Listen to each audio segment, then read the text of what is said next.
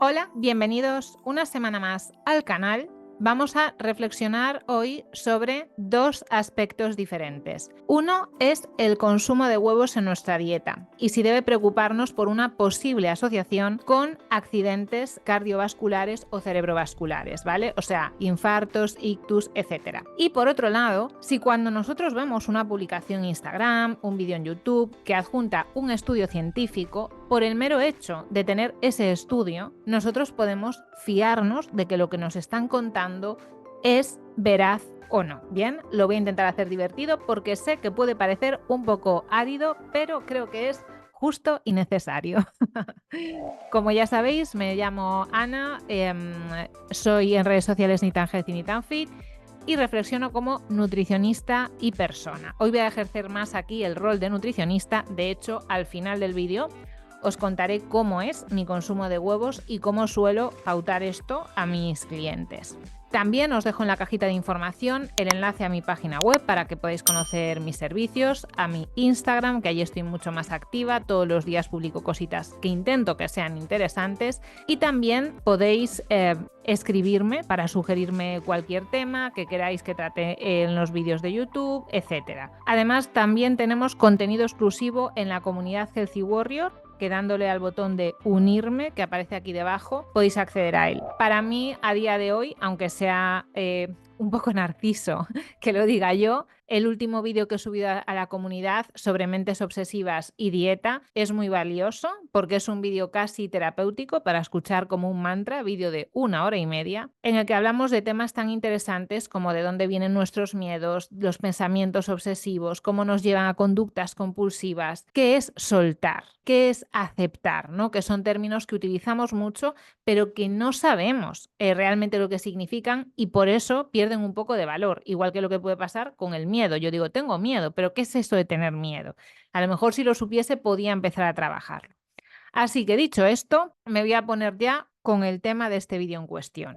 Os voy a enseñar para que veáis que tengo aquí el estudio original, cómo es un estudio científico, todas esas referencias que ponen pues, cualquier divulgador cuando adjunta bibliografía, podríamos decirlo ahí, referencias de lo que se viene llamando medicina basada en pruebas. Y no sé si se puede apreciar, pero bueno, esto es bastante extenso, ¿vale? Este estudio tiene 13 páginas. Por supuesto, aquí hay bibliografía con la que has hecho este estudio, hay muchas tablas, pero me ha llevado tiempo. Yo llevo tiempo analizando esto, que como veis tengo aquí subrayado. Además, por supuesto, el estudio está en inglés y lo comento porque entonces yo parto a base de que cuando una persona pone un post en Instagram y 4 referencias bibliográficas o una, me da igual, que este ejercicio lo ha hecho. Es decir, que ha leído todo el estudio que me ha plantado ahí.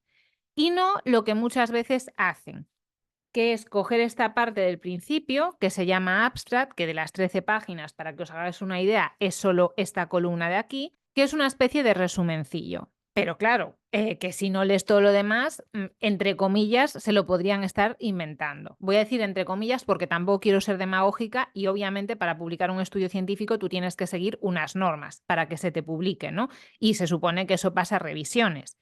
Pero vais a ver lo importante de entender cómo es el estudio que nos están poniendo con todas las cositas que os voy a ir contando, porque son cosas que puede entender todo el mundo, no son para seres de luz especiales. De hecho, os voy a dejar el enlace en la cajita de información al estudio, para que cualquier persona que quiera leerlo pueda hacerlo. Porque, por supuesto, he escogido un estudio que está en abierto, es decir, que cualquier persona, sin pagar, gratis, tiene acceso a leer evidencia científica, que es una de las luchas que hay dentro del sector, que la ciencia debería de ser gratis y todos podríamos leer los estudios científicos sin pagar, porque hay algunos estudios que pues, a lo mejor te cuestan 50 euros. Y por supuesto que hay subterfugios para hacerse con esos estudios de una forma un poco chanchullera, pero para mí lo justo sería que la ciencia fuese libre y que todo el mundo pudiese ver de dónde vienen los datos con los que supuestamente basamos nuestra práctica clínica. O sea, que se supone que yo a mis clientes no les aconsejo las cosas porque me gustan, sino porque me las he sacado de algún sitio. Hay muchos tipos de estudios y os vamos a poner aquí una imagen de lo que viene siendo la pirámide de la evidencia. porque dentro de todos esos tipos de estudios, unos tienen más peso que otros para arrojar luz sobre lo que nosotros estemos queriendo investigar en este momento. Este estudio lo dice claramente: consumo de huevos y riesgo de enfermedad coronaria y accidente cerebrovascular. Es decir, que este estudio lo que quiere ver es si hay algún tipo de relación entre comer huevos y que te dé un infarto o te dé un ictus. Así de simple. O sea, si yo como huevos todos los días, ¿estoy aumentando mi riesgo de padecer un infarto?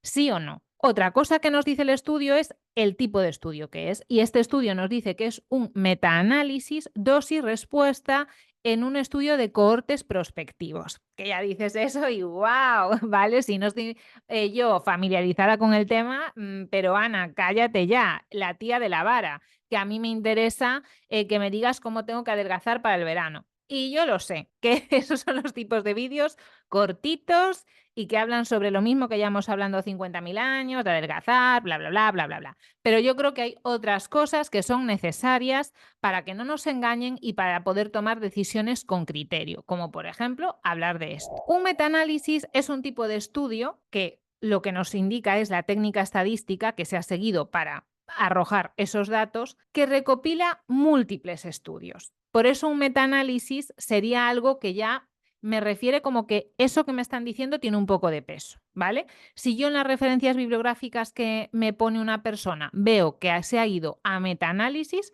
pues digo, bueno, se ha buscado datos de peso, porque en cada metaanálisis están analizando muchísimos estudios sobre ese topic concreto, que en este caso sería pues el consumo de huevos y su asociación con estas patologías que acabo de decir. Como os he comentado antes, hay muchas personas que a esto le llaman medicina basada en evidencia o medicina basada en pruebas. Es decir, que yo no doy consejitos según lo que a mí Dios me dio a entender, según un curso que he hecho, según lo que me han dicho en la universidad. No, porque la evidencia científica avanza. Entonces yo me tengo que estar actualizando. De hecho, las personas que, por lo menos, bueno, yo hablo por mí, en mi universidad, que tenemos asignaturas de epidemiología, de metodología de investigación, etcétera, pues te enseñan a manejar todo tipo de buscadores científicos y cómo tú puedes crear alertas para que, bueno, si te interesa mucho un tema, cada vez que publiquen un estudio sobre eso, pues que te llegue directamente a tu bandeja de correo y así puedes estar actualizado, que se supone que es lo que los profesionales de la salud hacen cuando acaban de trabajar, actualizarse y no seguir dando consejos con lo que le enseñó a la universidad hace 20 años. En la cima de la pirámide de los niveles de evidencia basada en pruebas estaría precisamente los metaanálisis. A veces se dicen las guías de práctica clínica, que sería ya como esa guía en la que te están dando consejos sobre cómo abordar algo concreto. Pero dentro de lo que son estudios, digamos con este corte, que no es una guía que te da consejos de nada de cómo afrontar la diabetes en tu consulta, sino que es un estudio literal con esta estructura, están los metaanálisis. Por eso yo, si quiero hablaros sobre este tema, sobre los huevos, los infartos, los ictus, yo no me voy a coger un estudio que sea de un caso de control aleatorizado, o no me voy a coger un estudio que esté hecho con ratas o con 10 personas. Es decir, hay que ver ese estudio qué características tiene para yo fiarme. Y de verdad os digo que no os fiéis, porque yo a veces he hecho el esfuerzo, que como podéis comprender lleva muchísimo tiempo, de investigar los enlaces que pone alguien en su publicación, y no os voy a decir que te esté poniendo un enlace del periódico, pero casi. Como saben que la mayor parte de la gente no va a leer esos estudios, ellos ponen ahí sus referencias y ala, para darse importancia, pero no significa que estén bien elegidos. Y yo en parte con este vídeo lo que quiero es que veáis tantas cosas a tener en cuenta, que de verdad nos fiamos cuando una persona pone todos esos enlaces, de verdad, o sea, alguien va a dedicar su tiempo a en un post de Instagram ponerte eso, esa persona tendrá que trabajar, supongo. Si no le pagan por investigar, que es lo que les pasa a los profesores de la universidad, y ahí me lo creería un poco más, ¿de dónde se saca toda esa información? Pues obviamente ya lo sabemos. Estará copiando un post que ha escrito otro en Estados Unidos y te casca lo mismo. Y muchas veces sale un estudio y lo están rucu en las redes sociales y sacando unas conclusiones que me parecen demenciales, ¿vale? O sea que tened mucho cuidado. Yo aquí lo que quiero sobre todo es sembraros la duda, el espíritu crítico, y que aunque no seáis profesionales de la salud, no os creéis a nadie porque os diga si es que salió un estudio de tal. Bueno, y mucho menos los periódicos, que son mucho de un estudio, bueno, un estudio que a lo mejor es la base de la pirámide, o sea, que no dice nada, pero ellos no te lo van a contar, por supuesto. Otra cosita a tener en cuenta son los sesgos. ¿Qué son los sesgos? Los sesgos son nuestras inclinaciones, ¿vale? Nuestras tendencias en la forma de razonar también, por supuesto, sirven para la forma de actuar. Yo muchas veces os hablo de los sesgos en los vídeos de YouTube, no sé si os habéis dado cuenta.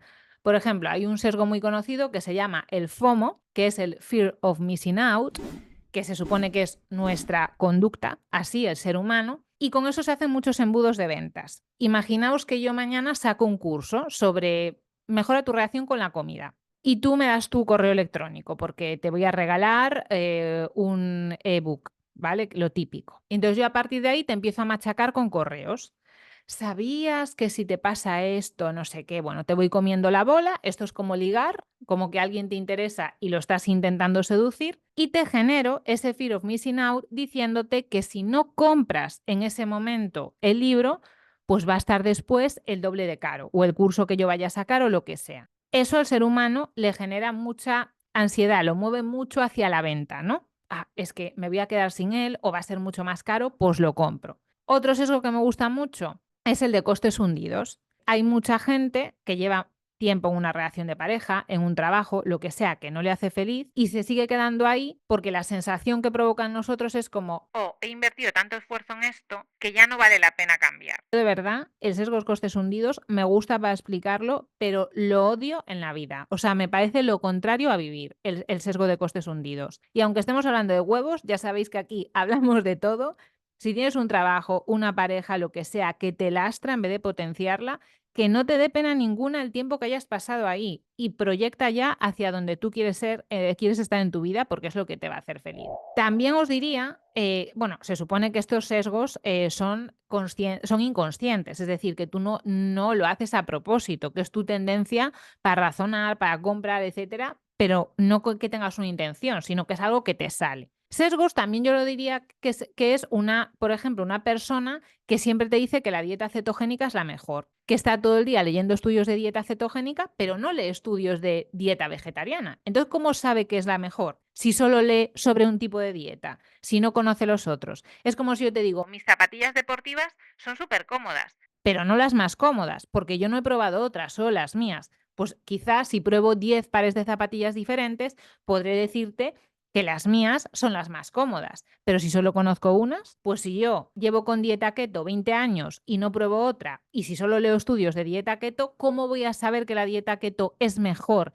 que otras para conseguir lo que sea? Perder peso, estar saciado, sano, me da igual. Los metaanálisis sobre todo se empiezan a utilizar a finales de los años 70 y lo que hacen es pues, resumir los resultados de los estudios individuales, porque como os he dicho, un metaanálisis es como una especie de resumen. No podemos confiar únicamente en los resultados de un estudio individual, pues por lo que os acabo de decir con el ejemplo de las zapatillas, porque es ver cómo ha reaccionado una muestra de personas en una forma concreta de hacer el estudio, que esto lo iremos entendiendo mejor a lo largo del vídeo.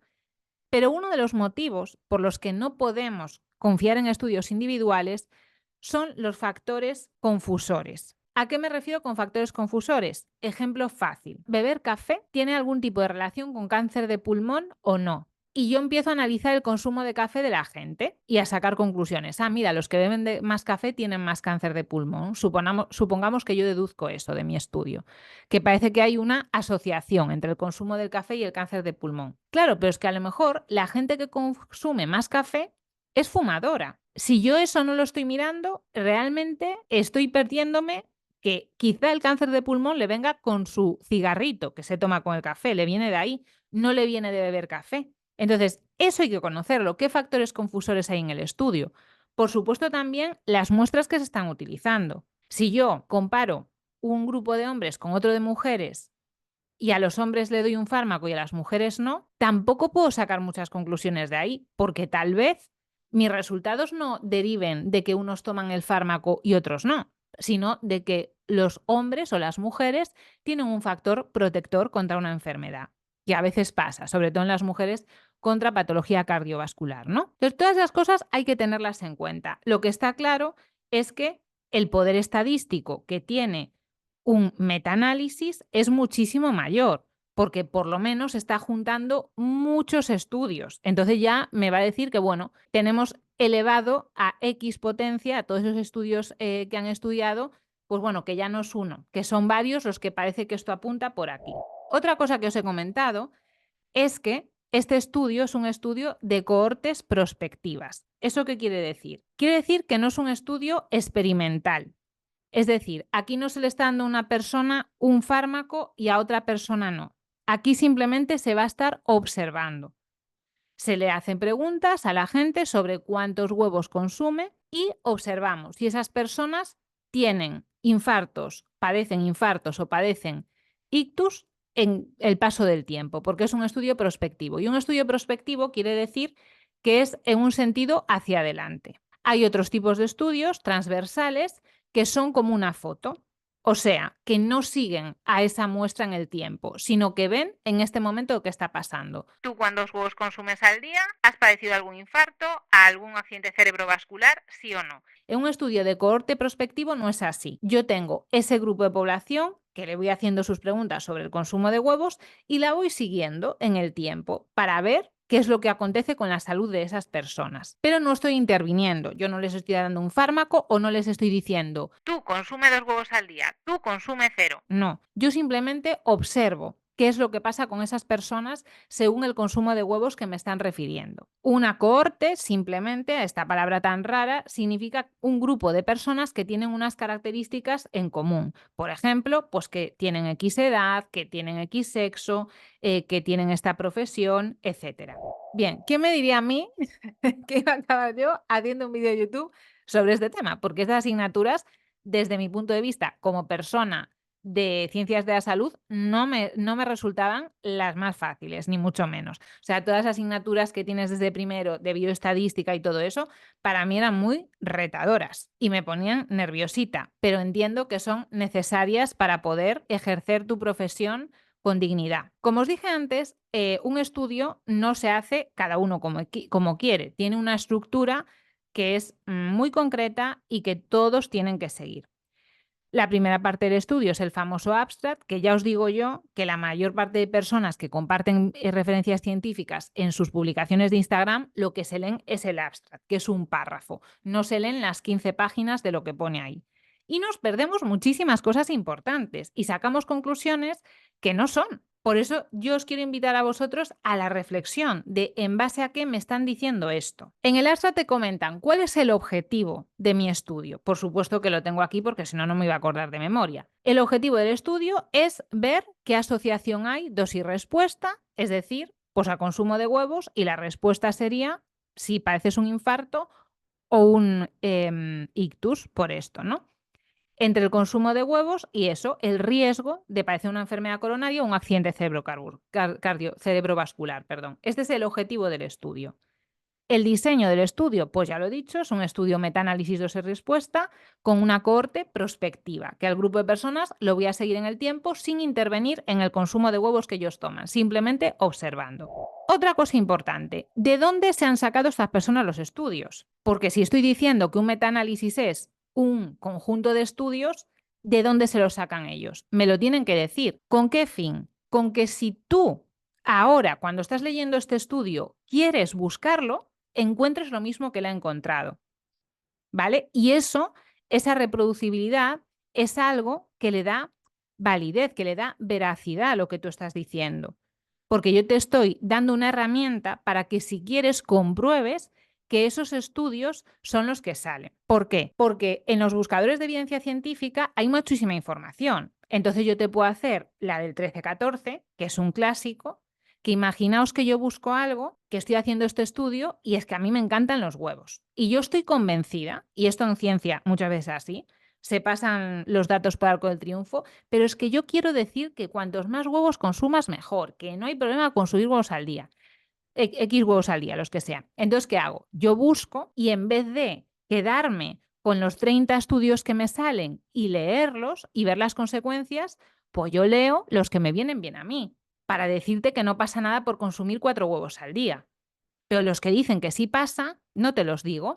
Por eso hay que poner bien clarito cómo has hecho la búsqueda, para que el que lo quiera corroborar vea que realmente tú no has estado omitiendo información. Ellos dicen que buscan en PubMed y en Embase antes del junio del 2012, porque obviamente en esos buscadores, que son muy precisos, tú puedes poner qué fecha de publicación quieres. Estudios que se han publicado desde tal año hasta tal año, por ejemplo. También te permiten esos buscadores que tú elijas qué tipo de estudio quieres. Por ejemplo, solo quiero mirar revisiones, solo quiero mirar metaanálisis. Tú puedes ir eligiendo bastantes cosas para hacer tu búsqueda lo más fina posible dentro de un océano de estudios científicos que existen. Tienen que decirnos qué criterios de elegibilidad tienen para seleccionar los estudios. Tú tendrías que decir, yo solo voy a escoger, pues en este caso, cortes prospectivos. Solo quiero estudios que me digan a lo largo del tiempo qué es lo que está pasando. Otra cosa que se suele poner siempre, que os voy a explicar ahora, es un riesgo relativo e intervalo de confianza del 95%, que es una cosa muy sencilla y que digamos que es un aval de que el estudio que yo estoy cogiendo parece que es bastante preciso. Y además, por ejemplo, ellos dicen 3 o más categorías de consumo de huevos, pues que ellos analizaban quizá gente que consumía un huevo al día, 2, 3, ¿vale? O sea, que quieren tener en cuenta diferentes cantidades de consumo de huevos al día. Muy bien.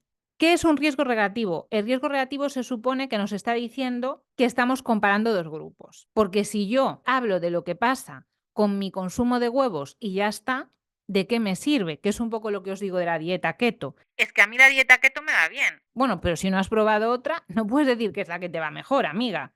Y mucho menos, como vemos en redes sociales muchas veces, persona que no cuidaba nada su estilo de vida, no hacía ejercicio físico, no descansa bien, mucho estrés. Empieza con la dieta keto a tener un poco de sentido su vida y mejora porque algo empieza a comer sano. O pasaba mucho antes con los veganos también y los estudios de vegetarianos. Claro, antiguamente no había alimentos ultraprocesados veganos. Entonces, hacerte vegano ya implicaba que ibas a comer un poquito mejor que el resto de la gente, porque no podías comprar hamburguesas veganas, pastelitos veganos, etcétera. Y de hecho, antiguamente el veganismo escondía muchos trastornos de la conducta alimentaria. Pues una excusa para decir no quiero comer eso simplemente porque tiene productos de origen animal, pero en verdad es porque yo no quiero engordar, ¿no? Esos serían también como factores confusores. Pero los riesgos relativos son importantes por eso, porque tenemos que comparar entre diferentes situaciones y no uno a uno. No podemos ahí comparar nada, ¿no? ¿Qué es un intervalo de confianza del 95%? Bueno, un intervalo de confianza del 95%, aunque es un término estadístico relativamente complejo, simplemente nos intenta decir que las conclusiones que estamos sacando en ese estudio, obviamente con una muestra de personas, en este caso, como es un metaanálisis, pues en cada estudio de los que están analizando habrá sus muestras de personas. Pero que ese dato que yo estoy obteniendo en el estudio imaginaos que yo hago un estudio con 100 personas, pues que es bastante factible que sea igual en la población en general. Y eso es muy importante, que lo que yo estoy obteniendo en mi estudio se parezca realmente a la población, que obviamente es muchísimo mayor que las personas que están en mi estudio. Y eso es lo que nos dice intervalo de confianza al 95%, que se encuentra con alta probabilidad el valor real de una determinada variable. Resultados que nos dicen en este estudio que han obtenido. No se observó evidencia de una asociación entre el consumo de huevos y el riesgo de enfermedad coronaria o accidente cardiovascular. En resumen sería, no, tú por comer más huevos ni te va a dar un infarto, ni vas a tener un ictus, ni nada de eso. Tú despreocúpate, come los huevos que quieras. Además, las personas con un mayor consumo de huevos tenían un 25% menos de riesgo de desarrollar un accidente cardiovascular.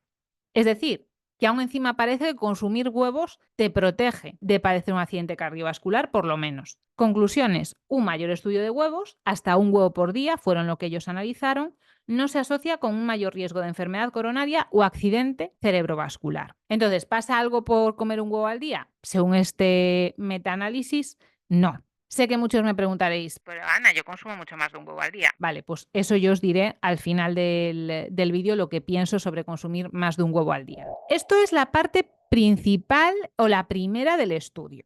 Pero yo os he dicho que aquí hay 13 hojas. Hay una parte bastante chula de los estudios que a mí me gusta leer, que es la introducción. Porque digamos que ahí te ponen un poco en contexto. Oye, ¿por qué se me ha ocurrido a mí ponerme a estudiar esto? ¿Porque está aburrido en mi casa? No, pues por algo será. Y aquí te lo cuentan, que las enfermedades cardiovasculares están siendo una crisis de salud pública, que son la principal causa de muerte y además que causa un alto coste social y económico a nivel mundial. Es decir, oye, estamos investigando esto porque realmente pues, se mueren muchas personas y además es que nos cuesta mucho dinerito atender a las personas que padecen un infarto o que padecen un accidente cerebrovascular. Entonces, nos gustaría saber cómo podemos jugar con los factores de riesgo para poder prevenir este tipo de cosas.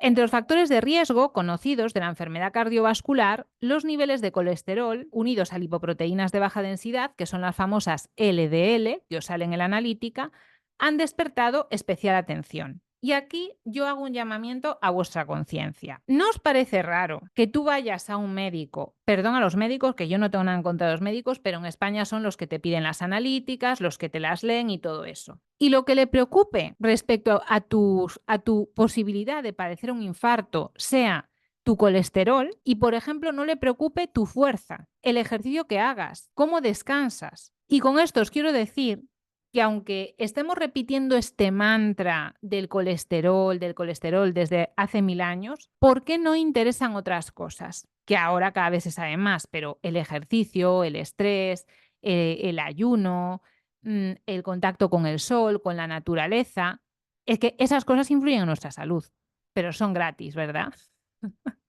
Entonces, normalmente se van a estudiar más las cosas que pueden desencadenar en la necesidad de una intervención farmacológica, porque es lo que le da dinero al que hacer estudio. Ah, es que sé que si te tomas este fármaco, amigo, te va bien.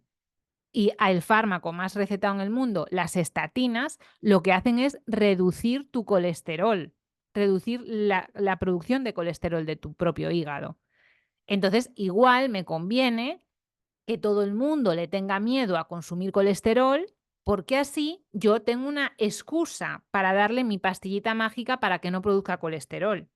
Pero en cambio, ¿para qué voy a querer que hagan ejercicio de fuerza, que se paseen, que les dé el sol, que hagan ayunos, si eso a mí no me beneficia para nada? Entonces, hasta ahora que nos han hecho pensar que reducir las concentraciones de ese colesterol LDL en nuestra sangre podría reducir significativamente el riesgo de enfermedad coronaria y la incidencia y mortalidad de accidentes cerebrovasculares. Y aquí vamos, amigos. Una reducción de las concentraciones de colesterol LDL podría reducir significativamente el riesgo de padecer estos eventos.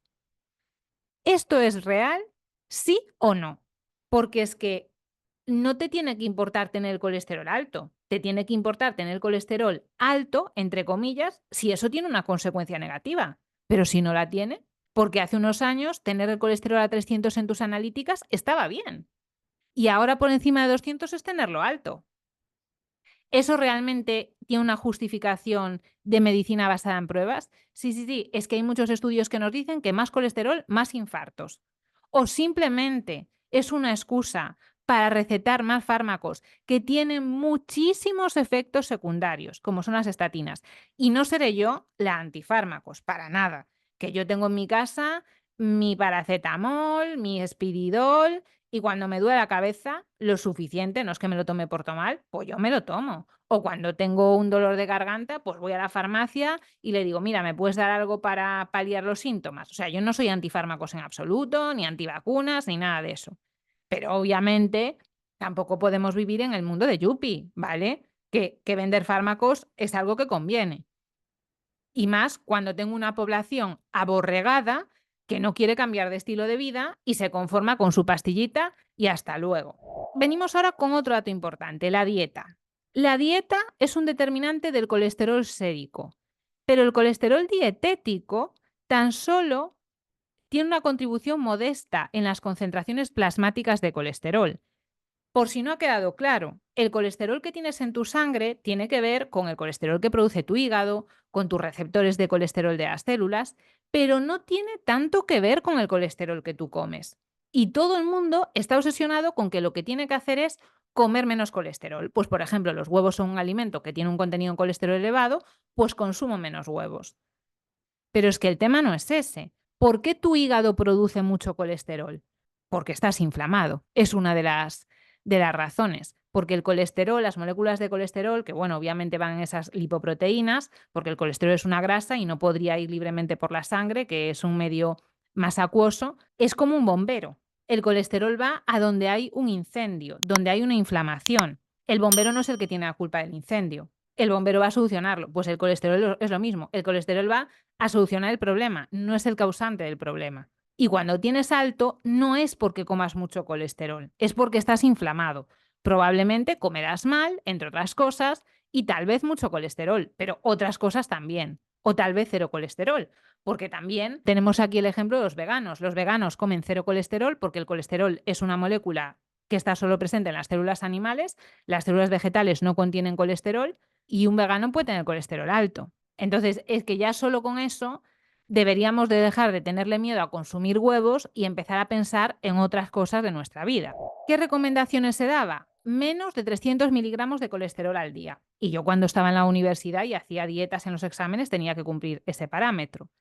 Un huevo grande tiene casi 210 miligramos de colesterol, pues imagínate, pues no le puedo poner muchos huevos, porque es que si te dicen que 300 y uno tiene 210, olvídate de todo. Yo cuando me hago una tortilla francesa y soy pequeñita, pues me tomo por lo menos 2 huevos. Y son los que muchas veces le pauto a mis clientes, a veces 2, a veces 3. Entonces, ¿qué quiere decir? Que los estoy matando, los estoy abocando al infarto directamente.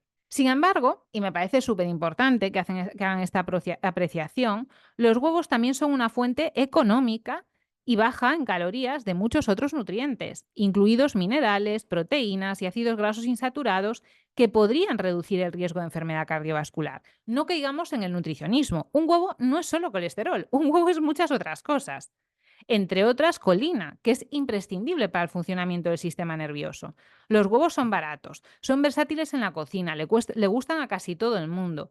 ¿Por qué le voy a quitar huevos a una persona porque tenga el colesterol elevado? Eso sería ese enfoque nutricionista de huevos colesterol, reduccionismo. No, los huevos son mucho más que colesterol. Además, en poblaciones que siguen una dieta restringida en carbohidratos, el colesterol dietético procedente de los huevos podría aumentar las concentraciones plasmáticas del HDL, que es lo que todo el mundo llama colesterol bueno, porque retira, ¿no?, el colesterol de los tejidos y lo lleva al hígado. Entonces, sabemos que aparte, cuando tú te llevas una dieta baja en hidratos, que no quiere decir que sea una dieta cetogénica, para mí quiere decir que no comes como come la mayoría de la gente, venga, un platazo de arroz y de pasta y de las verduras y las proteínas me olvido. Claro, si tú comes muchos hidratos, cómo funciona el colesterol dentro de tu organismo también es distinto. En la nutrición el contexto es importante. Por eso, sacar conclusiones de los estudios no se puede hacer tan a la ligera, porque no es lo mismo comer 3 huevos al día dentro de una barra de pan que en una ensaladita, que haya unas nueces o un aguacate, ¿sabes? Y eso en este estudio no lo están mirando. En este estudio solo están mirando cuántos huevos consume y si al final acaba padeciendo un infarto o un ictus, ¿vale?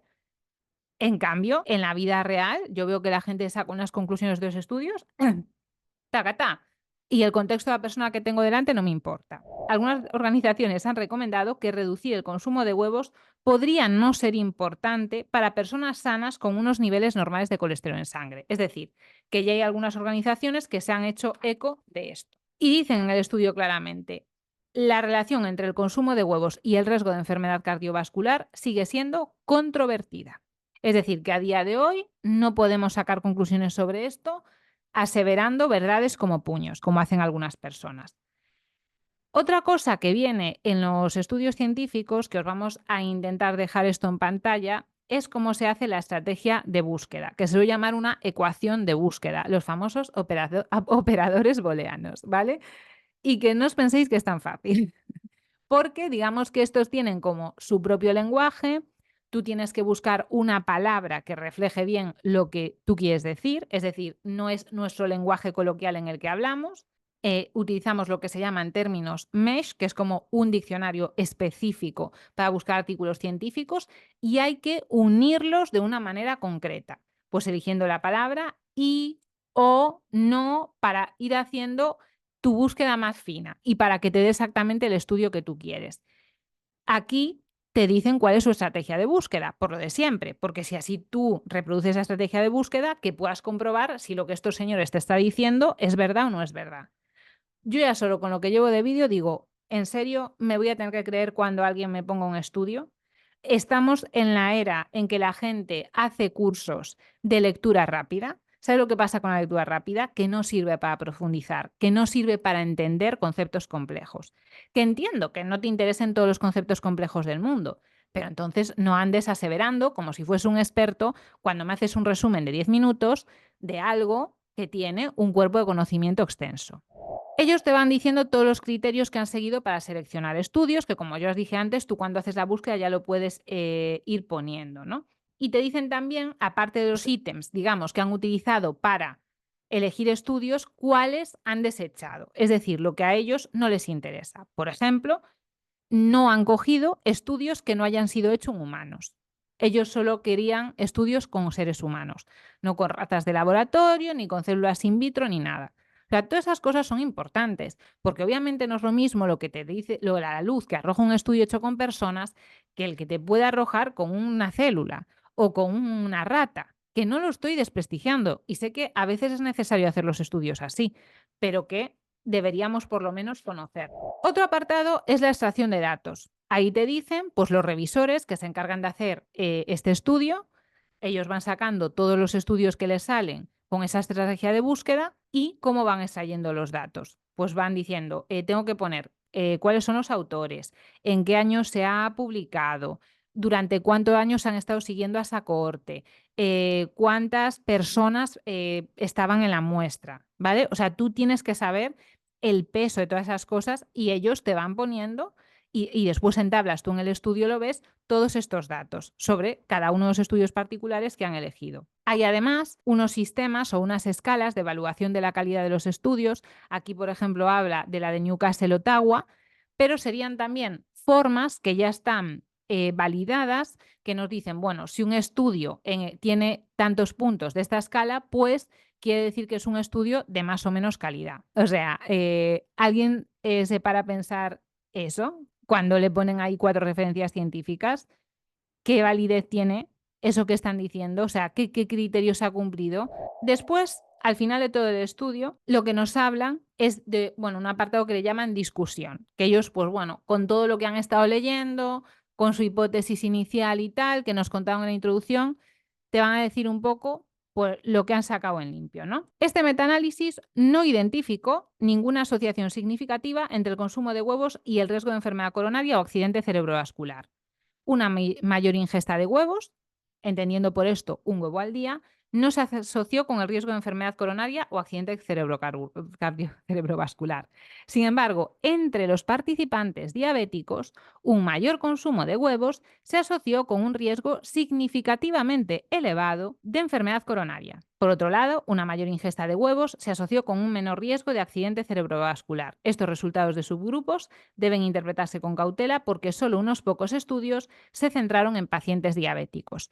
Pero ellos te lo reconocen. Te dicen, mira, en los estudios que había pacientes diabéticos, vimos que esto no es así. Que los pacientes diabéticos, en efecto, sí tenían más riesgo de padecer una enfermedad coronaria. Te comenta que hasta la fecha, pues la mayor parte de estudios de estas características no han encontrado una asociación y que incluso han encontrado una asociación inversa. Es decir, que la gente que consume más huevos tiene menos riesgo de padecer estos eventos. Y dice, consideramos varias razones potenciales para la falta de una asociación general entre el consumo de huevos y la enfermedad coronaria o el accidente cerebrovascular. Aunque el colesterol de la dieta influye en las concentraciones plasmáticas de colesterol sérico, los efectos son relativamente pequeños. Es decir, que por un lado es que lo que comas no tiene tanto que ver con el colesterol que tú tienes en sangre. Los estudios epidemiológicos han encontrado una asociación débil o escasa entre la ingesta dietética de colesterol y el riesgo de enfermedad cardiovascular. Los estudios epidemiológicos quiere decir observacionales, que no se hace ningún tipo de intervención en el estudio. Además del colesterol dietético, las grasas saturadas y los patrones dietéticos también podrían influir en los niveles de colesterol. A lo que quiero decir con esto, que además delante de todo confunde un poco, porque al estar traducido en inglés, es que no es solo el colesterol dietético, sino en general el patrón dietético que sigue esa persona. Lo que yo decía antes, es que no es lo mismo el que se tome los 3 huevos en una ensalada que el que se los tome fritos dentro de una barra de pan. Las diferencias individuales en respuesta al colesterol de la dieta varían mucho. Después eso, que cada persona puede reaccionar de alguna manera. Varios estudios han demostrado que el consumo de huevos favorece la formación de partículas, también HDL, que os dije antes, el supuesto colesterol bueno, lo que podría protegernos ante la arteriosclerosis. Y tener en cuenta que el colesterol aporta otros nutrientes como proteínas de alta calidad, vitamina D, etcétera. Yo creo que aquí es importante tener muy claro el contexto. Que tú puedes saber que una persona consume un huevo al día, 2 huevos al día, 3 huevos al día, pero ¿qué los toma? Fritos, cocidos, con pan, sin pan. Esa persona hace ejercicio, no hace ejercicio. Por eso es tan difícil sacar conclusiones de los estudios, porque tú estás analizando una variable, pero hay muchísimas. Que, ojo, se supone que como tú tienes una muestra grande y esto es un metaanálisis, entonces ya estamos cogiendo muchos estudios, pues bueno, de algo nos servirán estas conclusiones. Nos sirven, pero dentro de un contexto determinado. Las personas que consumen huevos fritos, son más sedentarias, duermen peor. Ese efecto halo, ¿no?, que vamos generando cuando una persona tiene unos hábitos que no sean buenos. Yo estoy convencida que con el tiempo cada vez habrá más personas que coman huevos, bastantes huevos al día, dentro de un patrón de vida saludable. Pero a lo mejor antiguamente las personas que consumían muchos huevos no tenían un patrón de vida saludable. Entonces eso también habrá que tenerlo en cuenta. El tema de la diabetes y la sensibilidad a la insulina. Aquí hace un razonamiento fisiológico bastante complejo, que no voy a explicar porque hay cosas que yo ni siquiera entiendo, pero que te explica cómo el hecho de que una persona tenga resistencia a la insulina afecta a esos niveles de colesterol y en general, ¿no?, al metabolismo lipídico, por la parte esta de las personas que padecen diabetes. Para mí lo importante es que una persona revierta su resistencia a la insulina, porque esa resistencia a la insulina va a estar causando muchísima inflamación y en parte, como yo lo veo, es que esa inflamación es lo que hace que esa persona produzca mucho colesterol hepático y posiblemente la inflamación en sí misma le esté dando hambre, que picotea alimentos de mala calidad, bla, bla, bla. Entonces, yo no sacaría la conclusión de que si eres diabético, ojo con los huevos y el colesterol. No, yo diría, si eres diabético, atento a tu resistencia a insulina y bájatela ya. Haz ejercicio, no lleves una dieta alta en hidratos de carbono, come suficiente verdura, suficiente proteína de calidad, descansa bien, haz entrenamiento de fuerza, que te dé el sol, todas esas cosas que van a aumentar tu sensibilidad a insulina. En la última parte del estudio, ellos te comentan cuáles son las fortalezas y cuáles son las limitaciones de su estudio. Por ejemplo, ellos consideran una fortaleza el hecho de que sea un metaanálisis de cortes prospectivos y que las muestras son grandes y siguen a esas personas durante mucho tiempo. Entonces, que el poder estadístico de este estudio es muy elevado. Pero como limitaciones te pone que en los estudios tú, para saber cuántos huevos come una persona, obviamente no vas en plan detective a su casa a ver cuántos huevos come, ¿no?, sino que tú lo que haces es preguntárselo. Y la gente, bueno, como diría el doctor House, todo el mundo miente, ¿no? O como dicen los buenos profesores, engáñame a mí si quieres, pero no te engañes a ti. Pero la gente, para mí, no es que mienta respecto a su dieta, sino que muchas veces tiene poca conciencia de las cosas. Para empezar, que siempre queremos aprobación social, siempre queremos agradar. Cuando a ti te están preguntando algo, tiendes más a decir lo que la otra persona crees que quiere escuchar. Pero a mí me ha pasado preguntarle a una persona, ¿tomas leche?, y que me diga no, y después yo digo, ¿y qué desayunas? Porque claro, mucha gente desayuna un café con leche. Y me dice un colacao. Y yo, ¿pero el colacao con qué lo tomas? ¿Con agua? Y dice, no, con leche. Ergo, desayunas leche, tío, pero no te das cuenta porque tú tienes automatizado que eso es un colacao. De aquí hay keto obsesionados, sobre todo, que son los que yo he visto, que deducen que cualquier estudio que parta de frecuencia de consumo ya no vale. Pues ya me dirás tú. Entonces, nada, tendremos que encerrar a la gente como si estuviésemos en la época del Holocausto y poner aquí a todo el mundo en jaulas comiendo lo que yo quiera. Que eso ya de por sí iba a alterar su sistema porque estarían bajo unas condiciones de estrés increíbles. Entonces, claro que tenemos que preguntarle a la gente lo que come y hacer estudios de frecuencia de consumo. Es que no podemos hacerlo de otra forma muchas veces. Pero teniendo en cuenta, pues que está claro que esos datos que yo estoy obteniendo, están sujetos a lo que esa persona me pueda contar de su vida. También ellos reconocen que cuando tú estás preguntándole a alguien cuántos huevos consumes al día o a la semana, pero no le preguntas cómo los cocina, pues tampoco puedes saber. Por eso, porque no es lo mismo un huevo frito con sal que un huevo cocido a nivel nutricional.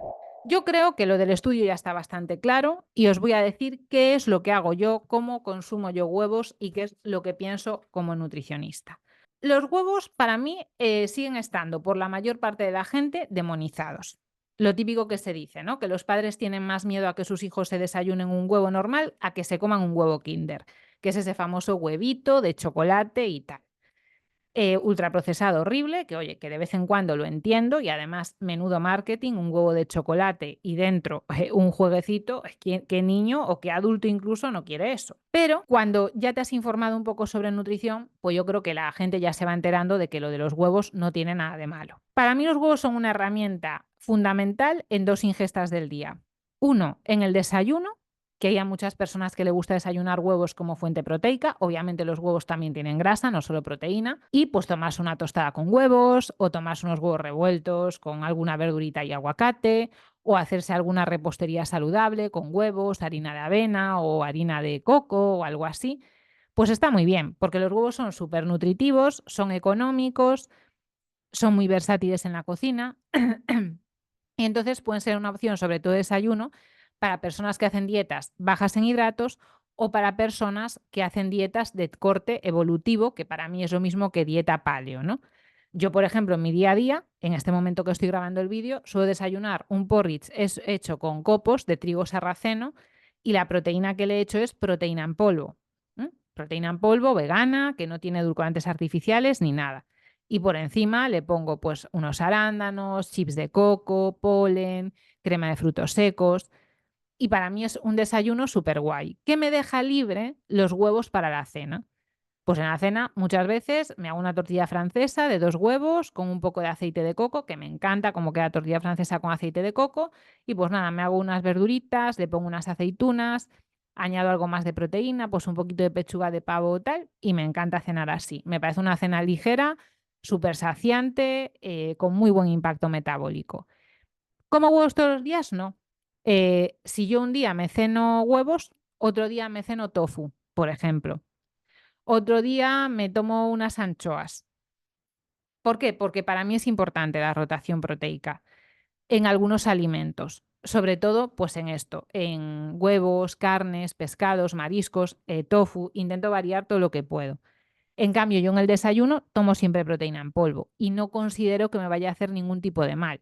En mi caso tomo vegana porque los lácteos me generan descamación, pero podría ser una proteína de whey, que es de suero de leche, que sea de calidad, que no tenga edulcorantes artificiales, porque sabemos que puede producir disbiosis intestinal.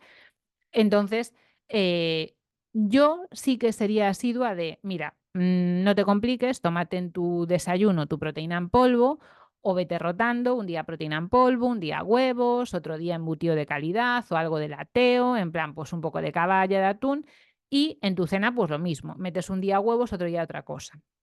¿Por qué? Pues porque los huevos no son solo colesterol.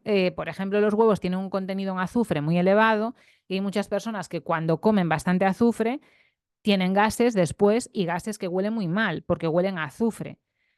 Entonces, no veo los huevos como solo colesterol, veo los huevos como un alimento más, porque no le voy a decir a nadie come todos los días anchoas o come todos los días ternera. No, o sea, yo creo que lo mejor es variar para obtener los beneficios de todo.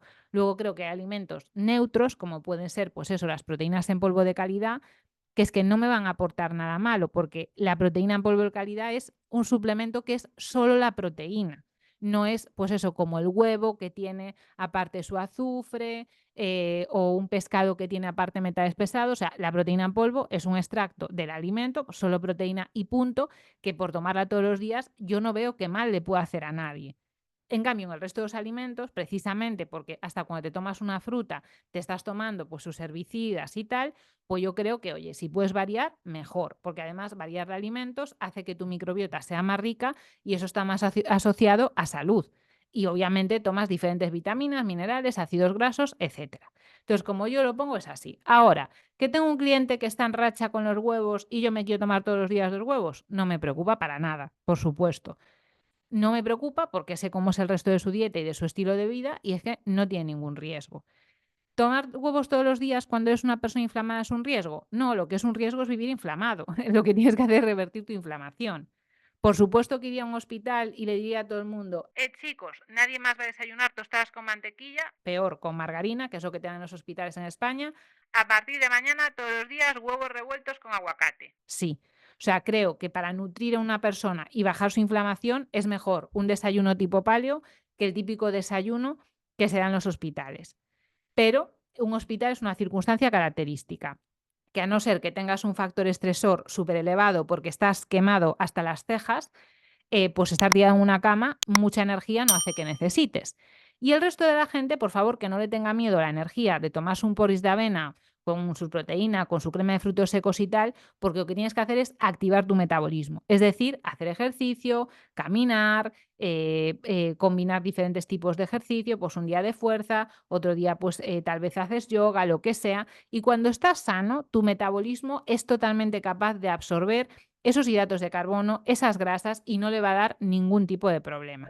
Así que bueno, espero que este vídeo os haya gustado, que no os haya resultado muy pesado porque sé que es un tema poco popular, pero creo que necesario y nos vemos la semana que viene.